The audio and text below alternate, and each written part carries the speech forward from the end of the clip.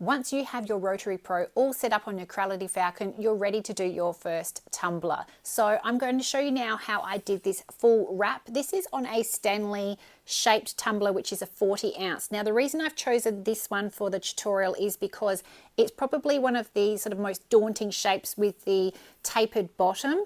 And if you can do this one, you can do anything on the Rotary Pro. So I thought that would be good. And plus they're very, very popular right now. So I'm sure that whether you're making it for a friend or family member, they will love it. When it comes to your design, you can either use a preset template. I know myself and other Etsy sellers have templates available for doing the full wrap. And that includes if you're using the branded Stanley, it will make an allowance for the actual logo itself. Now, if you're using an unbranded one, you don't have to worry about dodging the actual logo when you're doing your engrave, but I will show you how to measure up the tumbler now and then also how to work with a logo. Grab yourself a measuring tape. Now I usually start a little bit further down than from the top, just so you get it very, very accurate. Now I'm going to show you here, I'm going to line up with the top of that painted edge there, and then I'm going to measure the length of that tumbler, and I'm actually pushing it into the taper section there and measuring to the end. Then I obviously have to take off the 10 from which I started. Now, big tip, if you are doing your own template, finish the template about 1 millimeter from the bottom of the cup, because as you are engraving, your laser head will move towards the end. If your laser spills over the end, it probably won't feel like it's a big problem until you get your cup off of the rotary at the end and see that you've messed up the sort of the paint bottom of it. So whether it's a branded Stanley or a dupe, I suggest coming in sort of 1 millimeter from the end. So we'll show you that when you're doing the frame up so that you get it perfectly aligned. For the circumference, you can either use digital calipers, which I think are fantastic. They're very, very accurate. They're cheap. They're widely available. You can grab them on Amazon. Otherwise, grab your trusty measuring tape and measure the widest part at the top. So you're going to actually do the full measure going around. So for example, this one is 31.5 centimeters. So that is going to be the rectangle from which you are going to use as your template and your design for the full wrap. So for the white tumbler, I've now removed the handle off of it. So you're just going to unscrew it or use an Allen key depending on whether it's a real Stanley or not. And I've just bent those two little arms slightly in towards each other. Now they don't need to be flat. The reason you do this is so that you can actually focus your laser head where you've just got clearance of these tabs, and your rotary will then do the full wrap and you won't have to refocus from doing the top to the bottom. Now I'll show you using my hands. When you put it in the rotary, it will be straight. So this will be center and this will be center. We're going to actually lift the end of the rotary up slightly so that you're focusing using that second tab there. As it spins around, that will be the highest point of the tumbler.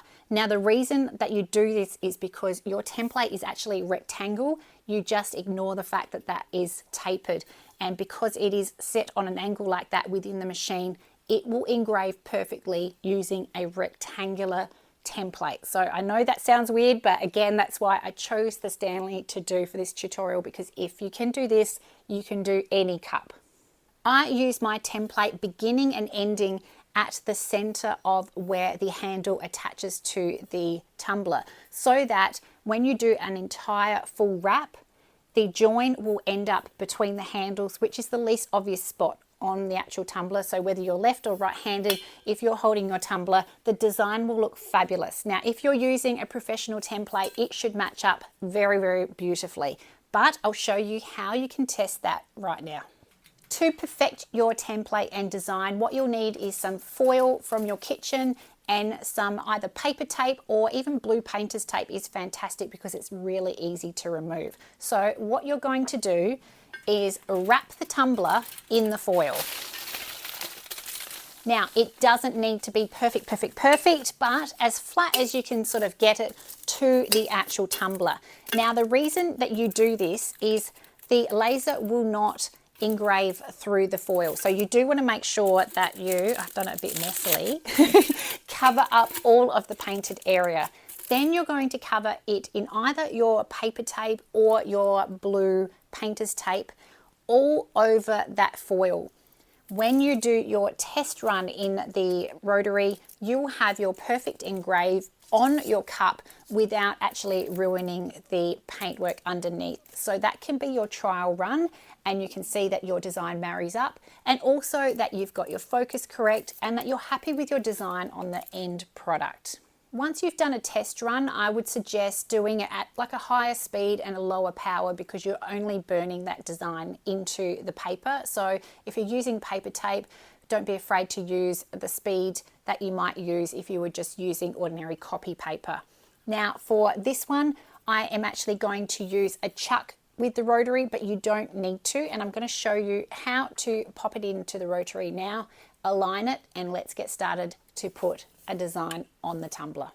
When you are doing your test engrave, you'll then move on to your actual tumbler. Now this is a little bit trickier if you're wanting to get your settings absolutely perfect. You can either guess from other people's experience, or you are going to test and try and get the effect of your engrave the same as that plain silver at the top.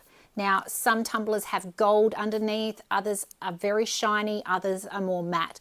But through your testing of your speed and your power, you're looking to get it to match this, because that is what is underneath that painted coating. For this tumbler, I'm using speed 6000 and power 25%. So this does take time, but I think it's worth it. So let me show you how to set it up on the Rotary. Now we are in LightBurn, and you can see my design set up on my template.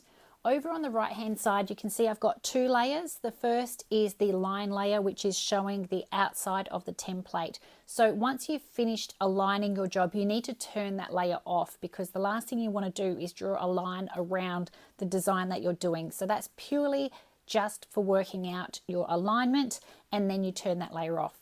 The second layer I have is the dark layer, which is set to fill. I have it set at 25% power, 6000% speed, and you can see that all the flowers basically wrap continuously from left to right. On my template, if I now go into that black layer and select a flower and then press Ctrl-Alt to select all of that design that we're going to be engraving, you can see I get a green dot down here. Now the reason for that is I have set my laser to start from current position, and I have set the job origin to the bottom left hand side. Now that is that green dot there, and I'm going to be starting my wrap at the center of the spot between the handles at the very top of the cup. So let's go into the actual laser now, and I'll show you how I set it up on the Rotary. For nearly every project, you can pop your item straight onto your Rotary Pro. For this one, I've actually purchased a separate chuck. These are available from Etsy sellers, and I feel just because this tumbler is so big, it just gives that little bit of extra reinforcement. So I'm going to go ahead and pop that on now. I have my tumbler now firmly onto the Rotary. I'm going to spin the tumbler until I have my tabs at the top, because my starting point is that center of the tab at the very top of the painted section. Now to tip the cup, I'm actually going to use the base of the actual Rotary itself. It's the actual perfect angle to get it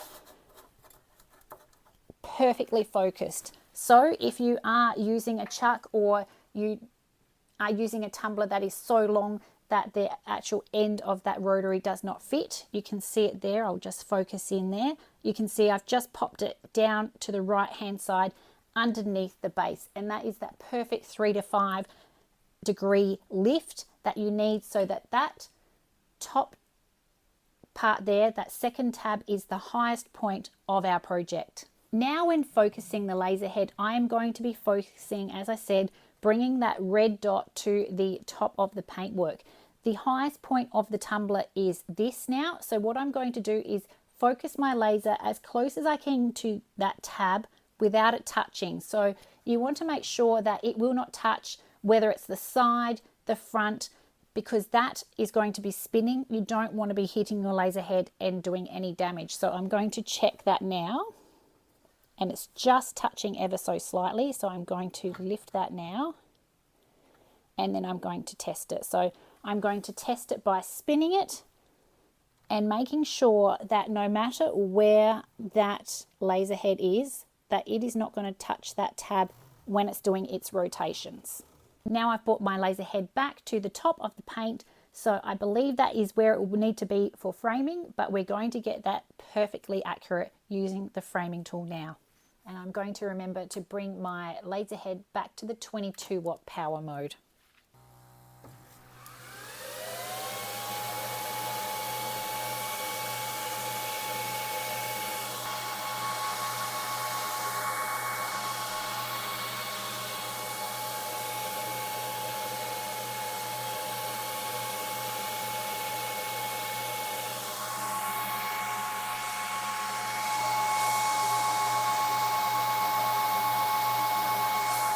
I'm not sure if you can see, but the laser is aligned to the center of the tabs, but it's just slightly off at the top of the paint.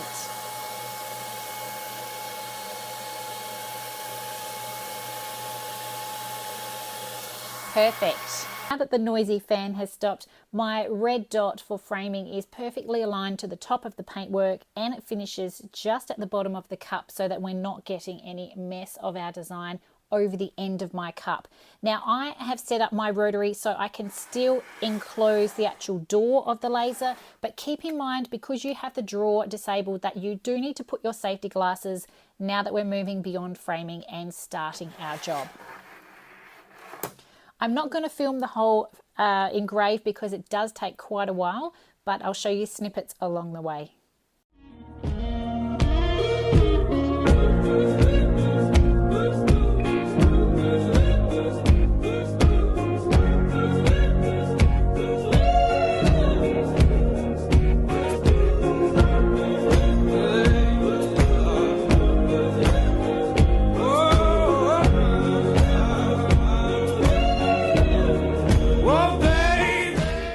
The laser has now finished. I can't wait to see the engrave in full. So I'll move the laser gantry out the way there. You can see it's a full complete wrap. Now it's very hard to tell how beautiful the engrave is when you first open up the laser. So don't initially be disappointed, because you do just have to clean up a little bit of the paint residue on the engrave. So I'm going to do that now, and we can see the beautiful end result. Once your engrave is complete, you are going to need to do a bit of cleanup, because you'll just have that sort of paint residue on the cup itself. Now you can either just use dish detergent. I actually use the spray LA Awesome, which is amazing stuff. It's very expensive to get here in Australia, but worth every penny. So you will just sort of get a it's not even sticky like some of the timbers, it's just more of a soot, and then you'll see that really shiny silver come through on your engrave. So once that's done, you've got your perfect design. I hope you really enjoyed the tutorial. If you have any questions or you'd like to show me what you do on your tumblers, I'd really love to see some of your projects.